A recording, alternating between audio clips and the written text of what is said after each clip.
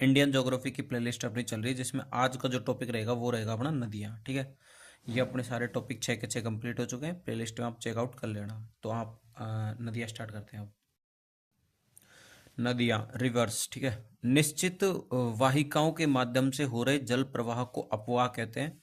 इन वाहिकाओं के जाल को अपवाह तंत्र कहा जाता है। किसी क्षेत्र का अपवाह तंत्र वहाँ के भूवैज्ञानिक समयावधि, चट्टानों की प्रकृति एवं संरचना, स्थलाकृति, ढाल, बहते जल की मात्रा और बहाव की अवधि का परिणाम है। ठीक है, जलग्रहण क्षेत्र, कैचमेंट एरिया, एक नदी विशिष्ट क्षेत्र से अपना जल बहाकर लाती है, उसे उस नदी का जलग्रहण क्षेत्र कहा जाता है। अपवाह द्रोही, ड्रेनेज बेसिन, अपवाह द्रोणी, एक नदी और उसकी सहायक नदियों द्वारा अपवाहित क्षेत्र को अपवाह द्रोही द्रोवी कहते हैं। ठीक है, जल विभाजक, जल संवर, एक अपवाह द्रोणी को दूसरे से अलग करने वाली सीमा को जल विभाजक या जल संवर कहते हैं। भारत का महान जल विभाजक तिब्बत में मानसरोवर झील से शुरू होकर कोमेट पर्वत एवं अंबाला से होते हुए अरावली, विंध्याचल, सतपुड़ा, पश्चिम घाट तक पर्वत श्रृंखलाओं के रूप में कन्याकुमारी तक विस्तृत है। महान जल विभाजक भारत में बंगाल की खाड़ी व अरब सागर अपवाह तंत्र को अलग करता है। मुख्य अपवाह प्रतिरूप, ठीक है, वृक्षाकार प्रतिरूप, आर्य प्रतिरूप, जालीनुमा प्रतिरूप और अभिकेंद्रीय प्रतिरूप।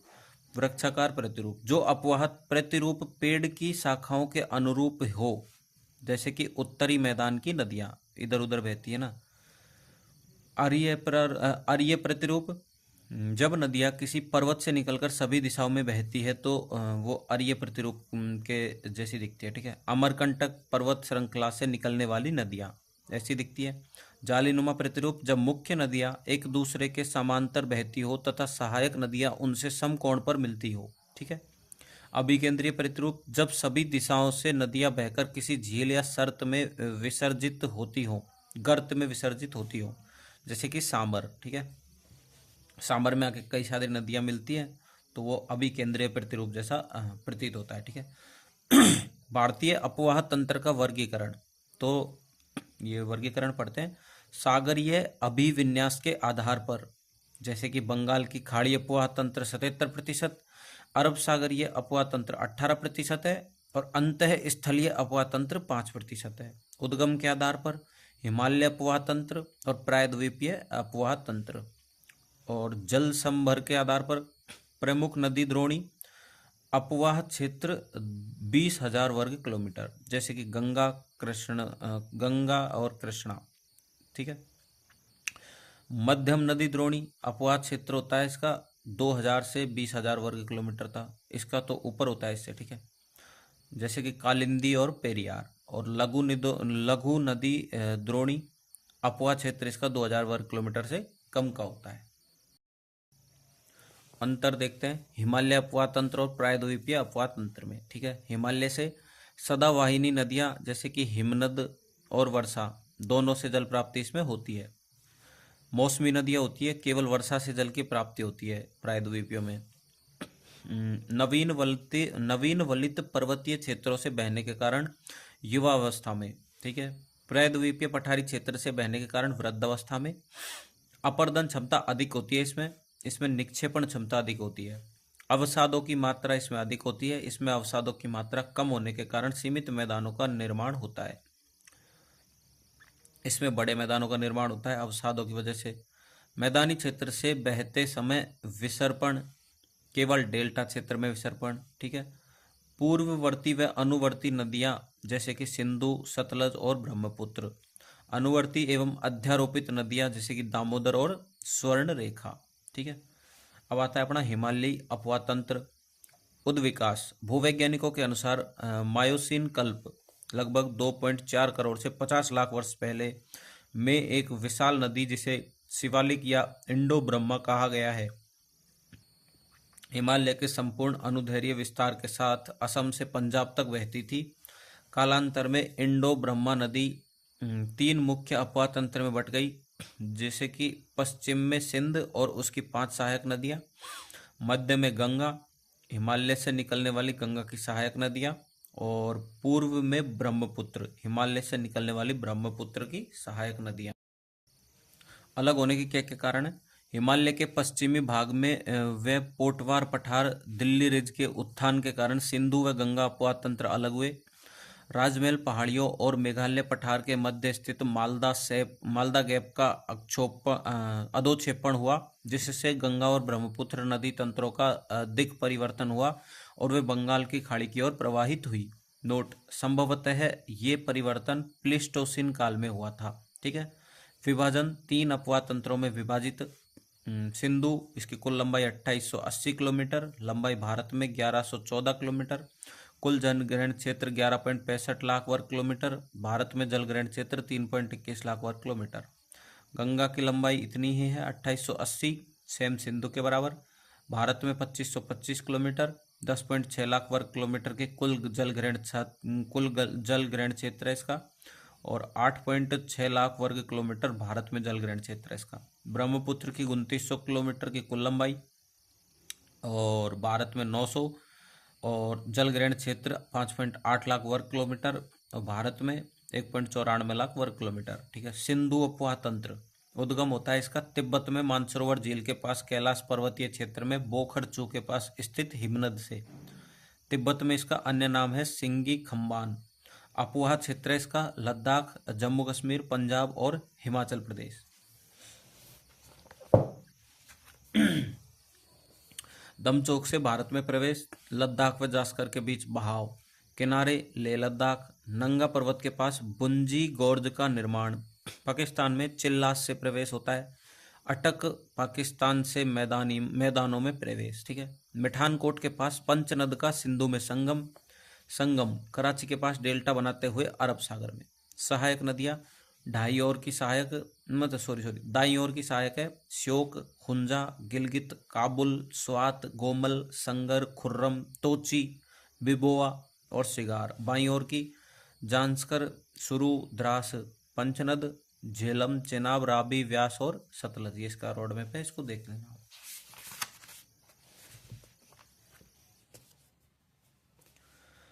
नदियाँ, ठीक है। जैसे कि सतलज है, सतलज का प्राचीन नाम जो है वो है सतुद्री, इसकी लंबाई है 1450 किलोमीटर। और चेनाब का प्राचीन नाम है अस्किनी, इसकी लंबाई है 1180 किलोमीटर। देखो इसमें ट्रिक भी दे रखी, सच्चे राजीव। ठीक है, सच्चे राजीव। और रावी की पुरुषवी इरावती 725 किलोमीटर इसकी लंबाई है। झेलम की प्राचीन नाम है वितस्ता, 725 इसकी है। व्यास का है विपासा, 470 लंबाई इसकी है। पंचनद नदिया झेलम, इसका उद्गम होता है वेरीनाग झरना पीर पंजाल श्रेणी से। संगम इसका होता है झनरा पाक में, चेनाब में। सहायक नदियाँ किशनगंगा, नीलम। और परियोजना इसके ऊपर है किशनगंगा, तुलबुल और उरी। ठीक है। अन्य भारत पाक सीमा पर बहाव है इसका चेनाब उद्गम है बारालाचा दर्रे के पास, केलांग के निकट, तांडी में चंद्रा व भागा धाराओं के मिलने से। संगम मिठानकोट में सिंधु नदी में संगम इसका होता है। सहायक नदियां हैं मरु सुंदर, पाक लदुल प्रोजेक्ट, तवी, चेन्नानी प्रोजेक्ट। ठीक है। परियोजना दुलहस्ती सलाल और बगलिहार, रातले और निर्माण आदि न जम्मू कश्मीर में। ठीक है। अन्य सिंधु की सबसे बड़ी सहायक नदी है ये। नदियाँ रावी उद्गम रोहतांग दर्रे के पास, 12 भंगल गांव हिमाचल प्रदेश से। संगम सराय सिंधु पाक में, चेनाब नदी में। सहायक नदियाँ इसकी देनी रखी। परियोजना चमेरा हिमाचल प्रदेश, और ये थीन रंजीत सागर, उसके बाद पंजाब शाहपुर केड़ी पंजाब। ठीक है। अन्य है हिमाचल प्रदेश, जम्मू कश्मीर, पंजाब से होते हुए भारत पाक सीमा पर बहाव इसका होता है। व्यास रोहतांग दर्रे के पास, व्यास कुंड हिमाचल प्रदेश से।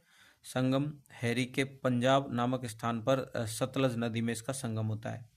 परियोजना इसके ऊपर है पोंग हिमाचल प्रदेश में और पंडोबी हिमाचल प्रदेश में। कुल्लू घाटी से इसका बहाव है। सतलज तिब्बत में राक्षस ताल से निकलती है और इसका संगम होता है उच्च शरीफ पाक में, चेनाब में इसका संगम होता है। सहायक नदियाँ इसकी स्पीति है, परियोजना इसके ऊपर नाथप झाकड़ी हिमाचल प्रदेश में, भाखड़ा हिमाचल प्रदेश में और नांगड़ पंजाब में।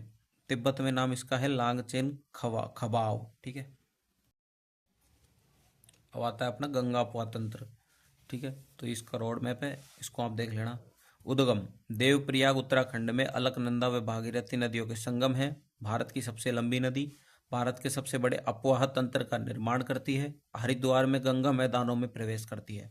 गंगा की सहायक नदियां हैं, गंगा यहाँ से निकलती है, रामगंगा, यमुना, गोमती, घाघरा, सोम, गंडक, पुनपुन, बूढ़ी गंडक, कोसी, उसके बाद दामोदर और हुगली एक साथ मिलके यहाँ पे, फिर महानंदा। इसका दूसरा मैप दे रखा है यहाँ से और यहाँ तक का। ठीक है, हुगली गंगा की वितरिका। उद्गम फरक्का पश्चिम बंगाल। सहायक नदी दामोदर और मथुराक्षी। तल में अवसाद जमा, बाढ़ की समस्या, विश्वासघाती नदी इसको बोलते हैं। फरक्का बैराज अवसाद साफ करने के लिए प्रयोग। ठीक है, बंदरगाह कोलकाता और हल्दिया पर। दामोदर का उद्गम है छोटा नागपुर पठार। संगम पश्चिम बंगाल में हुगली नदी में। प्रमुख सहायक बराकर, भ्रंश घाटी में इसका बहाव है। घाटी में कोयले के भंडार है, भारत की रूर घाटी। बंगाल में बाढ़ की समस्या, बंगाल का शोक इसको बोलते हैं। प्रथम बहुउद्देश्य परियोजना दामोदर नदी घाटी परियोजना। ठीक है, बांध कोनार, मैथोन, तेलैया और पंचेत बने हुए हैं इस पे। यमुना नदी उद्गम है यमुनोत्री हिमनद, बंदरपूर चोटी उत्तराखंड से। संगम है प्रयागराज में गंगा में। गंगा की सबसे लंबी सहायक नदी है यमुना। प्रदूषित नदी, जैविक दृष्टि से इसको मृत माना जाता है। सहायक नदियां इसकी है दाईं ओर से तो टोंस, गिरी, चंबल, सिंध, वेतवा और केन। बाईं ओर से हिंडन, रिंद, सेंगर और वरुणा।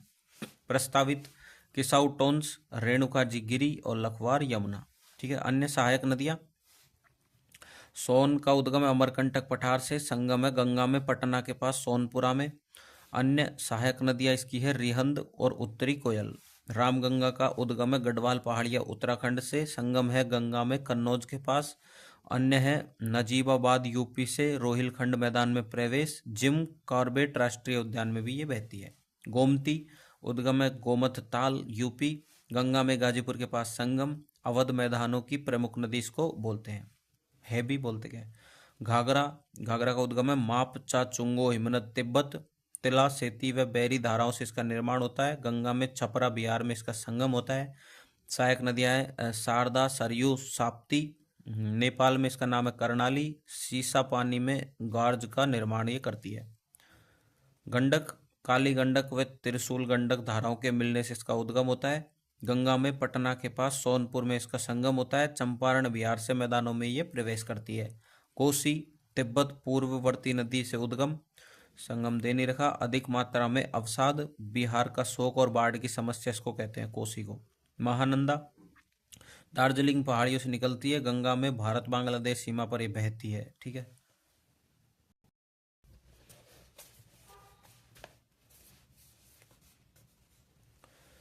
ब्रह्मपुत्र का अपवाह तंत्र ही है। ठीक है, उद्गम मानसरोवर झील के निकट, चेमायुंगडुंग हिमनद ओगसी से। नामचा बरवा के पास दिहांग गोर्ज का निर्माण करते हुए अरुणाचल प्रदेश से प्रवेश करती है। विभिन्न नाम तिब्बत में थारलुंग सांगपो, अर्थ है शोधक। अरुणाचल प्रदेश में दिहांग, असम में ब्रह्मपुत्र, बांग्लादेश में प्रवेश के बाद जमुना और गंगा से मिलने के बाद पद्मा, मेघना से मिलने के बाद मेघना। असम घाटी में गुंथित मार्ग में बहाव के कारण नदी द्वीपों का निर्माण, जैसे माजुली द्वीप विश्व का सबसे बड़ा नदी द्वीप। सहायक नदियां राइट से बरेली, बारनदी, सियांग, जलढाका और रेंडक। लेफ्ट से दिसांग और दिखू। भारत में सर्वाधिक जल विद्युत उत्पादन क्षमता रखने वाली तथा सर्वाधिक जल लाने वाली नदी यही है। ठीक है, क्वेश्चन है ब्रह्मपुत्र नदी बाढ़, मार्ग परिवर्तन और तटीय अपरदन के लिए जानी जाती है, ऐसा क्यों है?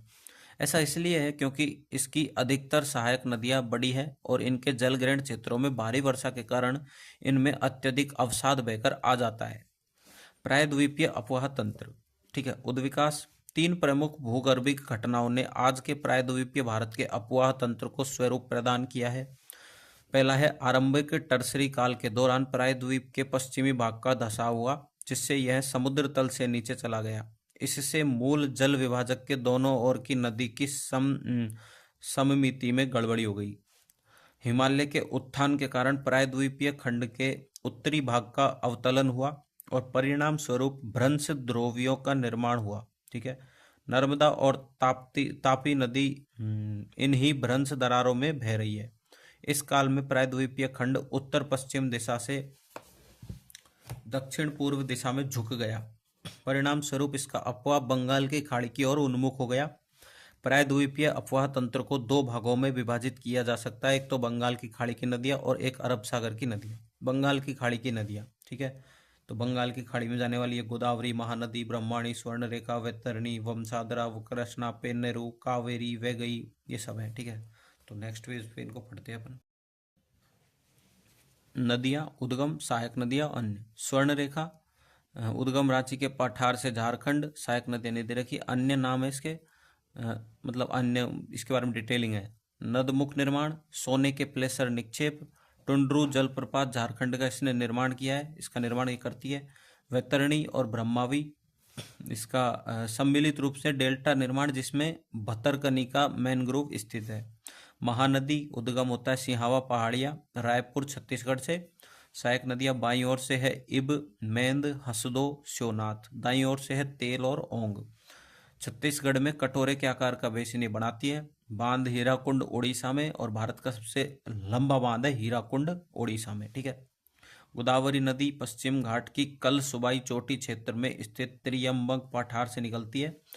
इसकी सहायक नदियां बाईं ओर से है पूर्णा, सबरी, प्राणद्वीता, वेनगंगा, पेनगंगा, वर्धा, इंद्रावती, सिलेरू, मचकुंड। और दाईं ओर से है प्रवरा और मंजरा। बांध इस पे बने हुए हैं पोलावरम गोदावरी नदी पे, बालीमेला सिलेरू नदी उड़ीसा पे, निजाम सागर मंजरा बांध तेलंगाना पे, मंजरा नदी तेलंगाना में, और अपवा क्षेत्र इसका महाराष्ट्र, तेलंगाना और आंध्र प्रदेश। कृष्णा, इसका अपवा क्षेत्र है महाराष्ट्र, कर्नाटक, तेलंगाना और आंध्र प्रदेश में। पश्चिमी घाट की महाबलेश्वर चोटी से ये निकलती है। ठीक है, बाईं और भीमा और मूसी इसकी सहायक नदियां हैं। दाईं ओर से है कोयना, घाटप्रभा, मालप्रभा और तुंगभद्रा। ठीक है, बांध इस पे बने हुए हैं कृष्णा नदी पे नागार्जुन सागर बांध, ठीक है, आंध्र प्रदेश से तेलंगाना। श्रीशैलम आंध्र प्रदेश से तेलंगाना। अलमाटी कर्नाटक। कोयना नदी, कोयना बांध बना हुआ है महाराष्ट्र में। तुंगभद्रा नदी पे तुंगभद्रा बांध बना हुआ है कर्नाटक में। कावेरी अफवाह क्षेत्र है कर्नाटक और तमिलनाडु में। पश्चिमी घाट की ब्रह्मगिरी, इसको ब्रह्मगिरी पहाड़ियाँ कर्नाटक से निकलती है। बांध इसके ऊपर बना हुआ है कृष्णा राज सागर कर्नाटक में और शिव समुद्रम कर्नाटक में। मैटूर तमिलनाडु में। बाईं ओर से इसकी सहायक नदियां हैं हेमावती, सिमसा और उमरकावती। और दाईं ओर से है कब्बानी, भवानी, अमरावती और लक्ष्मण तीर्थ। दक्षिण भारत की गंगा इसको बोला जाता है। बेसिन में चावल की खेती करी जाती है। 3 बार 2 धाराओं से बटती है जिससे नदी द्वीपों का निर्माण होता है, जैसे कि श्रीरंगपट्टनम कर्नाटक में और शिव समुद्रम कर्नाटक में। फिर आती है वैगई। वैगई का किनारे मदुरई, वैगई के किनारे मदुरई तमिलनाडु में बसा हुआ है। ठीक है, अब आती है अपनी अरब सागर की नदियाँ, जो कि है लूणी, साबरमती, माही, नर्मदा, तापी। गोवा में है मांडवी, ज्वारी और रसोल। और यहाँ पन्नारी, केरियार, पोन्नानी और पेरियार केरल में है। कर्नाटक में काली, शरावती और नेत्रावती।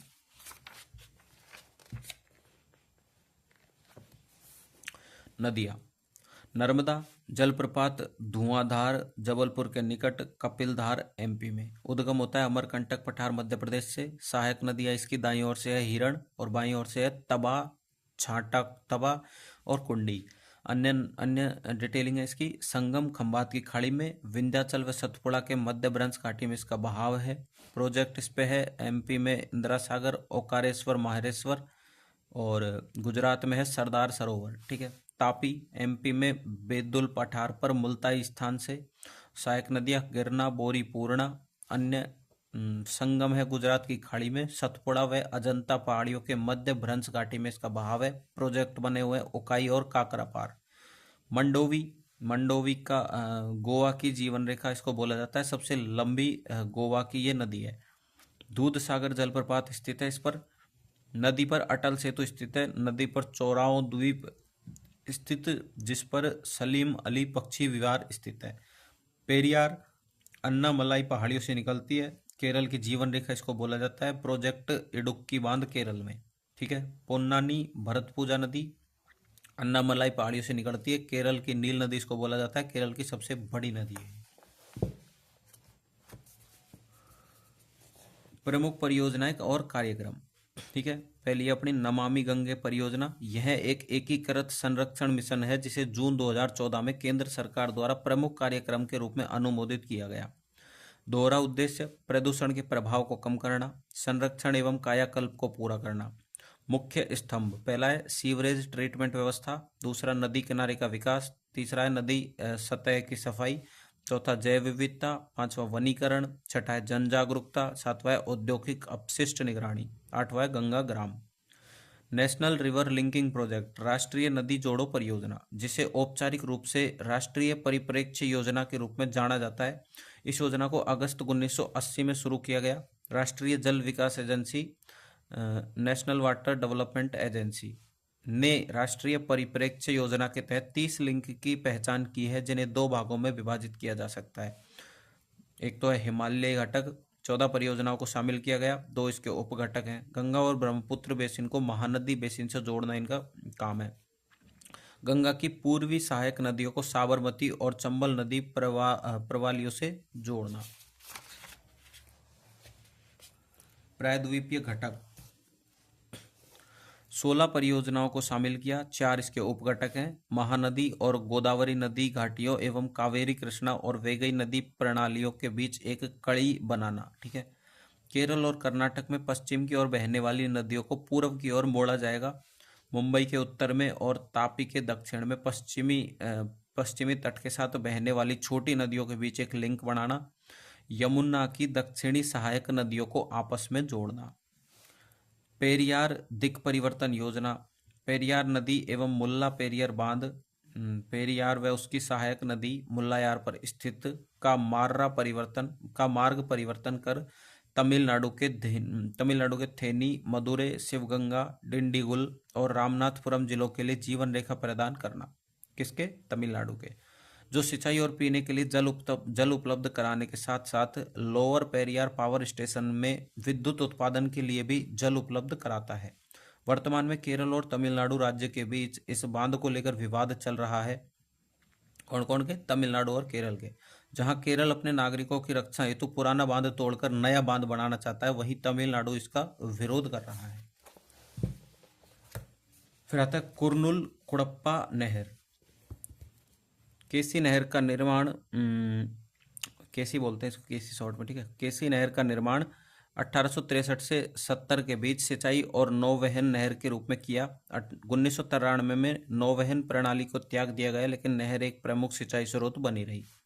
नेक्स्ट है व्यास सतलज लिंक नहर। व्यास सतलज लिंक परियोजना में व्यास नदी से कुछ पानी को 2 सुरंगों और एक खुले चैनल के माध्यम से सतलज में मोड़ना शामिल है, ताकि बिजली पैदा की जा सके और भाखड़ा जलाशय की भंडारण क्षमता बढ़ाई जा सके। फिर आती है गंगा कावेरी लिंक नहर। उद्देश्य क्या है इसका? गंगा बेसिन में बाढ़ के प्रभाव को कम करना और देश के मध्य पश्चिमी क्षेत्रों में पानी की आपूर्ति करना था, जो पानी की कमी से जूझ रहे हैं। प्रस्तावित गंगा कावेरी लिंक नहर 2640 किलोमीटर लंबी होनी थी, जो प्रतिवर्ष लगभग 150 दिनों तक गंगा के प्रवाह से 69,000 क्यूसेक पानी खींचेगी। एक जुड़ा हुआ जल सेतु नर्मदा पर स्थित बरगी जलाशय से दक्षिण की ओर जल ले जाएगा, जो वैनगंगा, प्राणहिता और कावेरी के प्राकृतिक मार्ग का अनुसरण करते हुए कृष्णा और पेन्नार को पार करते हुए कावेरी तक जाएगा। वर्तमान की मुख्य नदी जोड़ो परियोजनाएं कौन सी है? ठीक है, एक तो है वैनगंगा नलगंगा नदी जोड़ो परियोजना। हाल ही में अगस्त 2024 में महाराष्ट्र सरकार ने वैनगंगा नलगंगा नदी जोड़ो परियोजना को मंजूरी दी है। परियोजना के अंतर्गत गोदावरी बेसिन में वैनगंगा नदी के पानी को 426.52 किलोमीटर लंबी लिंक नहरों का निर्माण करके बुल्ढाना जिले में नलगंगा परियोजना में पुनर्निर्देशित किया जाएगा। सेकंड है केन बेतवा नदी जोड़ो परियोजना। पहली नदी जोड़ो परियोजना है।